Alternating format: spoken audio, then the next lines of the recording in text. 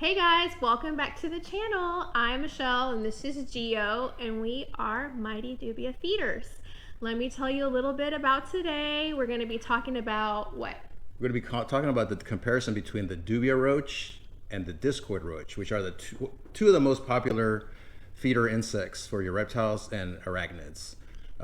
Which one's your favorite? This one Tater Tot. Yeah, that's Tater Tot. Did you introduce Tater Tot? I don't think I did, but a lot of our subscribers know Tater Tot. But this is I think he's almost going to be a year old soon. He is Tater Tot. He is our citrus bearded dragon. If you want to see more of Tater Tot, I actually have made a playlist of a whole bunch of shorts and videos that is just labeled under playlist section Tater Tot. So y'all go over there and check that out. But today, yes, we're going to be talking about roaches, different kinds of comparison between Discoid and Dubia. And I will have to say, this guy loves Dubia, right? Yep. You're like, where are they? I'm looking for them. I'm hungry. I'm hungry. Yep. I want some, Mom. So yeah, we're going to be talking about that, like different protein and fats and the nutritional value. Nutritional value and things like that. We're going to have a separate video if you want to know more details about Discoid roaches themselves. We're going to be filming that a little bit later, so we'll link it in the box below, or you can check under our Discoid playlist, which we have a Discoid and a Dubia playlist, so y'all check those out. That's right. So yeah, so today we're going to talk about the pros and cons of breeding them, keeping them in captivity.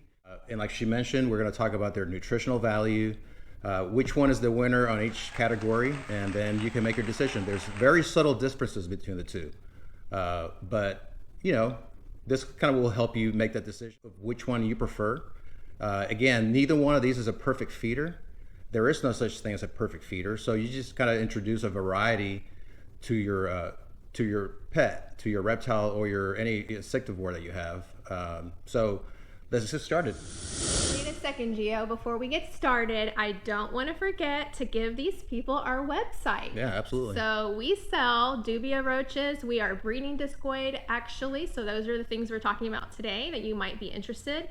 We also do worms. What kind of worms do we do? We do super worms and mealworms. Yes. So we have quite a few. And Gio is probably in the process of, we've got some glow spot roaches, right? Mm-hmm. And some Halloween hissers. Oh yeah, so for you pet lover, your roach lovers out there, we got some other species, some pet roaches coming your way. And Helen and Harold are our hissers, and we saw a huge Utheca on her. So we know and that was maybe like 2 months ago already. So yeah, she's almost in that time where she should be, we should be seeing some nymphs in her, in their, Hey, stay still, buddy. He's like, I want to go to, okay, you want to go down here? Okay, stay still, Tater Tot. Oh no, Tater Tot! You're just being so okay, just chill out, buddy. Chill out. You're so rebellious. Don't be so rebellious. Just relax in Mommy's hand. Yes. Anyway, so our website is mightydubiafeeders.com, where we also do starter colonies. So if you guys decide that you're like, hey, I want to have a starter colony for myself, for my pets, for my reptiles.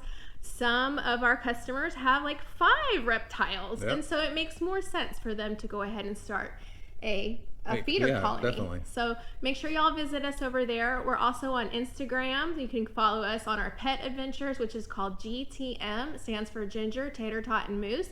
Pet Adventures, or Mighty Dubia Feeders Plus. All right, so let's go ahead and get started for today. Okay, let's do it. So the first thing is the advantages or the pros of having either one of these two species, this Discoid and the Dubia. One of the main things that is so important is that neither one can climb out, so which is great. These guys are not climbers. They can't climb smooth surfaces like glass or plastic. I mentioned before in another video that if the enclosure has any kind of rough edges, they will be able to climb that, and they will climb out. So you just have to make sure that as long as it's a smooth surface, glass or a plastic enclosure that's smooth, they should be fine, and they will not climb out. Oh. So Tater Tot looks like he wants to just chill out and. You want to just relax? Don't poop on me, dude. Yeah. Don't poop on me, because that's too much for me to deal with. That's right. So that's one thing. They can't climb, so that's great. Now they can't jump, so they're not like a cricket that can jump out, which is great. So these are ways that these two roaches are similar. Very similar, yeah. Neither one of these can jump or climb, and they don't fly, which is another great one, right? They don't fly, but they can glide, correct? They flutter. So on the Dubia, the males have wings that run along the length of their body. On the Discoids, both the male and the female both have wings. However, they're not used. They can't elevate or fly, so they can flutter down if they're falling from an edge. They will flutter down to, like, safe fall, but they can't just take off and fly. Their wings are just not strong enough to elevate. So. Yeah, praise God for that. Yeah, for sure. Next thing that that it's important, and one of the reasons why these guys are great, is that they don't make any noise. They don't chirp, chirp. That's really important to me because I can't stand the sound of crickets. Like, yeah. In the middle of the night, especially if they get loose in your house, it's like chirp, chirp, chirp. Yeah. It's very annoying. So yeah. I like so that. they are quiet. Of course, that when they're feeding, you will hear them kind of moving around kind of like rain, right?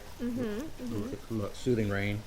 But other than that, they don't really chirp or make any kind of noise. Right. So that's great. Another thing that's great about them is that they're odor free. Ooh. Now, yeah, odor free. Now, this one's not odor free. Yeah, exactly that. But here's the thing, guys. They do have an odor, right? Right. So it's a living creature. Right. So if you were to live in your own filth, for weeks and weeks, you would smell also, and your house would smell also, right? So not good. So that's the way these guys are. These guys, as long as you clean their enclosure, we do ours once a month. We clean out their enclosure and we change them to a new one and clean them out. Because they do have an odor, because they are living animals, so they have waste, and especially if you leave food in there for weeks and weeks, it gets rotten. So there'll be some of that. So I guess what I'm getting at is that being a living animal is going to have some kind of odor to it, but it's not repugnant to the point where you just can't. We keep them in our house sometimes if it gets too hot outside, and you'll never know that they're there. Like they don't have an odor at all. To me, they don't. I mean, if you open it and you stick your face in there, or like you're cleaning out their bins, the frass has a certain odor, but it's not. To me, crickets smell way, way worse. They're just disgusting, and to me, that's something you can smell even without just being directly in their bin. So, yep, those are good things that they have in common. Odor free. Awesome. Okay, guys, now we're going to move on. We've already talked about what are the similarities between these two roaches and what makes them pros all the way around. But now we're going to get into the comparison between the Dubia and the Discoid. So, Gio, what's the first topic that you think there's a difference? Well, we're going to talk about 5 main categories when it comes to nutritional value. And we're not just making these things up. We actually have this is from a study that was done in 2016, and it's a Polish Academy of Sciences. So it came from the very scientific. The Kielonowski Institute of Animal Physiology and Nutrition. So this is a very extensive study. It was a study done between the Dubia. Is this it right here? That's it, right. So you guys can see Gio's doing his homework. See, look at all these pages of this study. That's right. And this study was basically on 3 species of cockroaches. Oh, it was between the Discoid, the Dubia, and the red runners. The red runners, which are also popular feeders. Yeah. In this video, we're only comparing the Discoid and the Dubia, so we're not going to get into the red runner. Maybe that's for some future, but not for this particular video. So the first topic we're going to talk about is the fat content. Okay. So now a diet extremely high in fat is bad for your reptiles. Roaches in general are pretty good. They're well balanced. I knew he was going to do that. And he just pooped. Tater Tot just pooped on us. Okay, time out, y'all. Time out. Break. You stinky. What is your deal? Why did you? I knew you were gonna do that.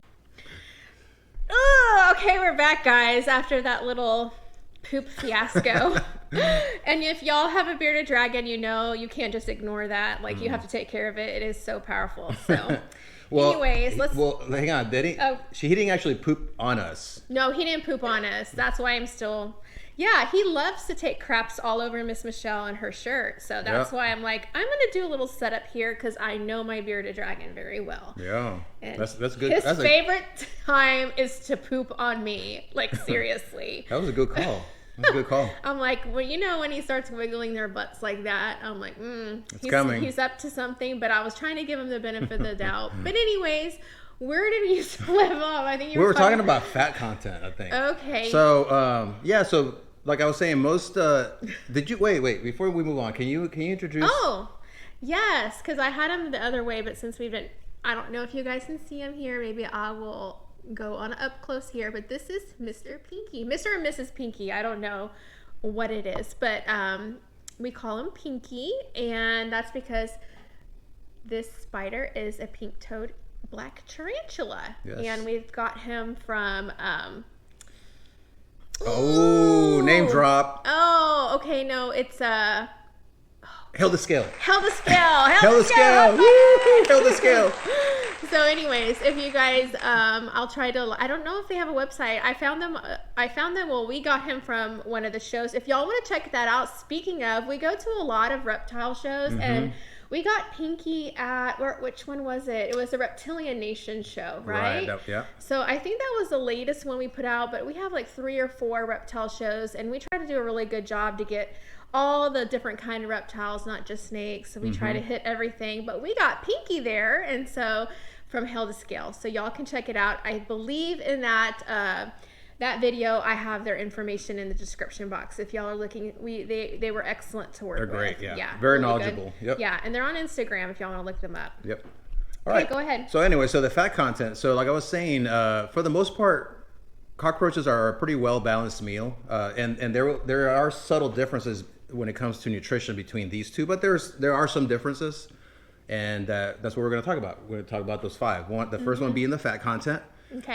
Dubias have a little higher fat content than the discoids, so that's kind of the winner on that. Is basically depends on your perspective, because if you have a reptile that is thin and you want to maybe fatten them up a little bit, then you want to give them dubias. One that's underweight. I see that a lot in the different communities that I'm a part of, as far as like bearded dragons and reptiles, that some of them unfortunately haven't always been taken the best care of, or they have different disease processes, so they need a little bit more fattening. So that's when you would do that. Yeah, and then if discoids have, they have less fat, so if you got one that's a little, on the heavier side, a little beastie. Yeah, then, but again, it's very subtle differences, but the discoids have less than dubia. So that winner depends on your perspective. Yeah, it depends on your perspective, and also I just want to point out that not only the nutritional facts, and I don't know if we have this in our notes for later, but discoids are a little bit more expensive.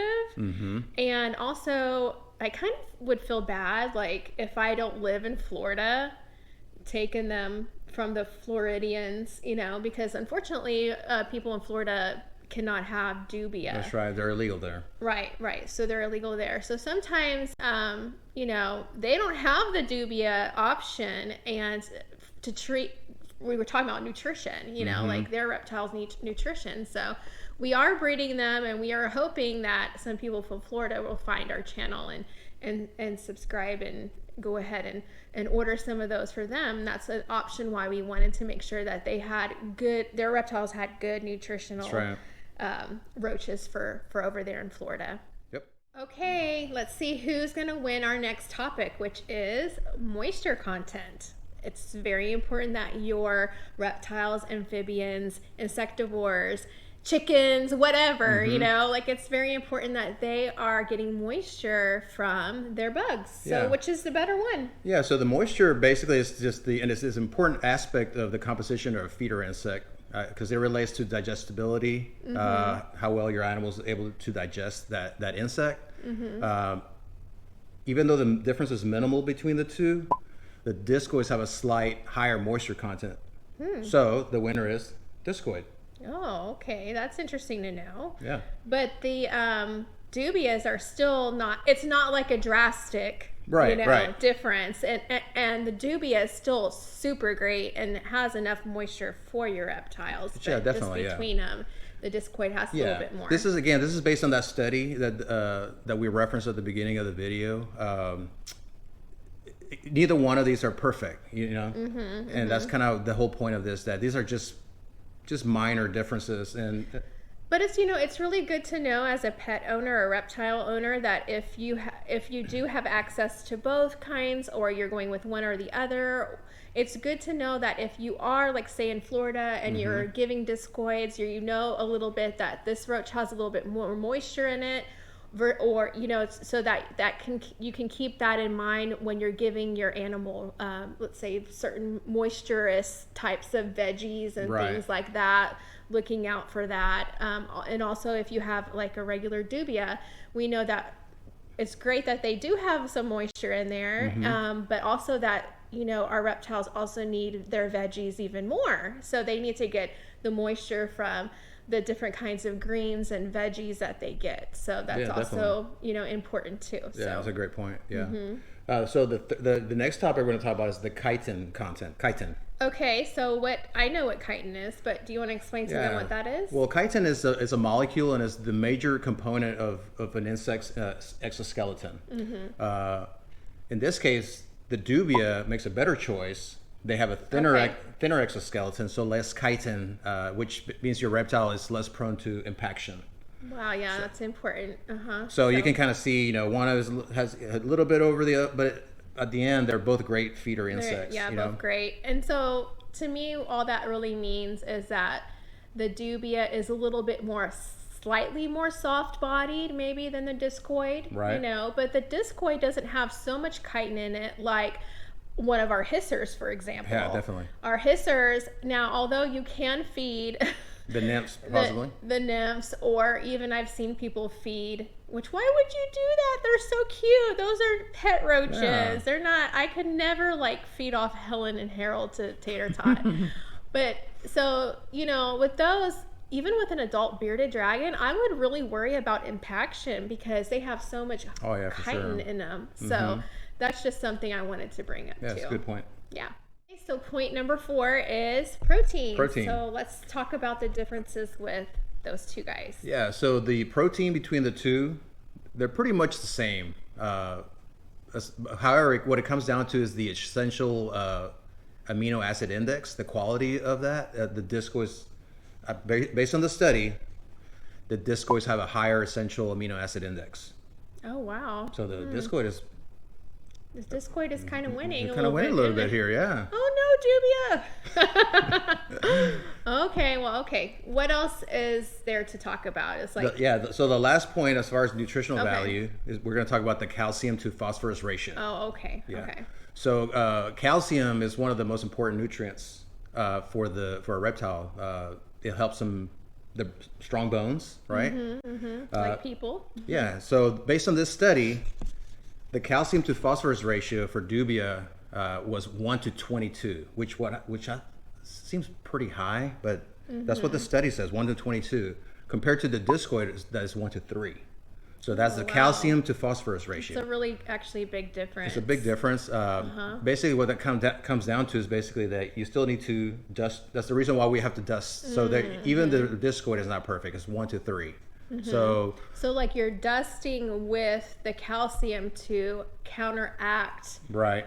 Because if you have too much phosphorus, it will not help the calcium bind properly so that the calcium can get in the bones. Is that correct? You're right. Okay.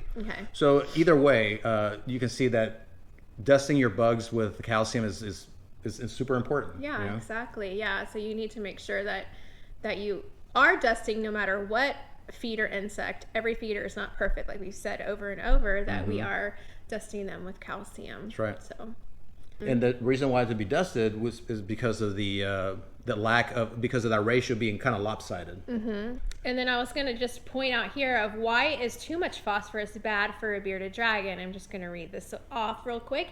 It says this is because phosphorus binds with calcium and prevents it from being absorbed into your dragon's blood. So that is why.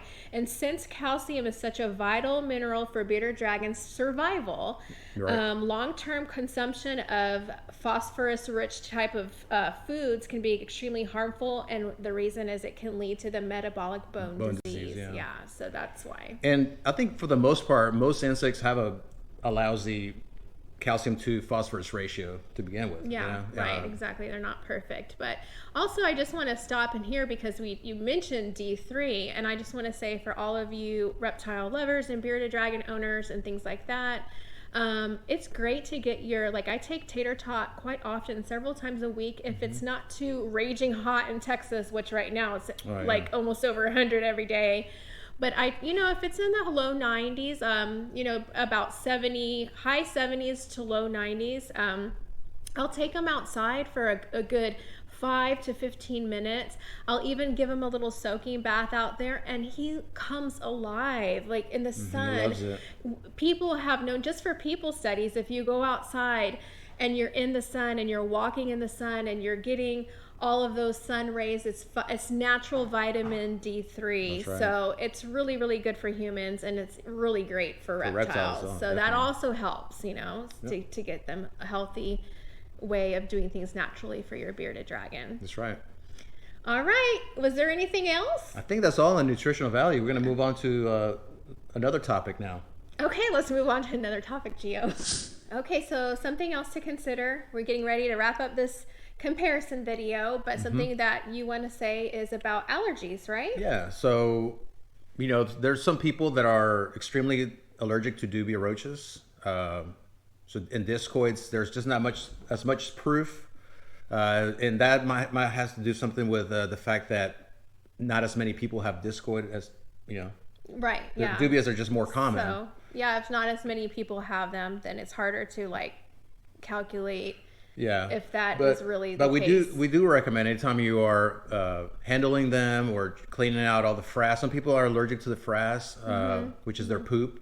Yep. Some people will develop that being exposed to it for a while. Luckily, we haven't been. Yeah, we haven't had any issues. But then again, I don't suffer with allergies. Yeah. Like some people suffer really bad with allergies, even just seasonal allergies. That's so right. Yeah. kind of take that as a clue that if you are that person that maybe you need to wear an N95 mask, or even just, you can wear a regular mask. But for someone with really bad allergies, it'd be better to even wear gloves. That's right.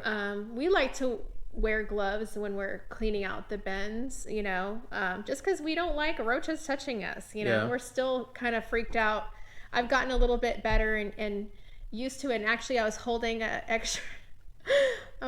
extra large dubia the other day, just taping a little short, and the sucker crawled up my sleeve, and it was the freakiest feeling of a big roach crawling up your sleeve. So that was not comfortable feeling. But what I'm saying is that you just wash your hands really, really good after that whenever you have contact with them without gloves on. But if it bothers you and you have bad allergies, no matter what kind of feeder you have, whether it's cricket or roaches or whatever, you should, take that into consideration. Yeah, and then the opposite of that is also, if you're going to handle them without gloves, just make sure that you haven't been using Windex all over your like cleaners, your like cleaners. household cleaners, or anything that would be toxic. Definitely, yeah. Because then you're touching them, and say they go back in the colony, well, who knows what can happen to your colony, and colonies are expensive to purchase, and it takes time and energy to get a really healthy colony going, and the last thing you want to do is introduce some kind of toxic and you wipe chemical them out. And you wipe them out. So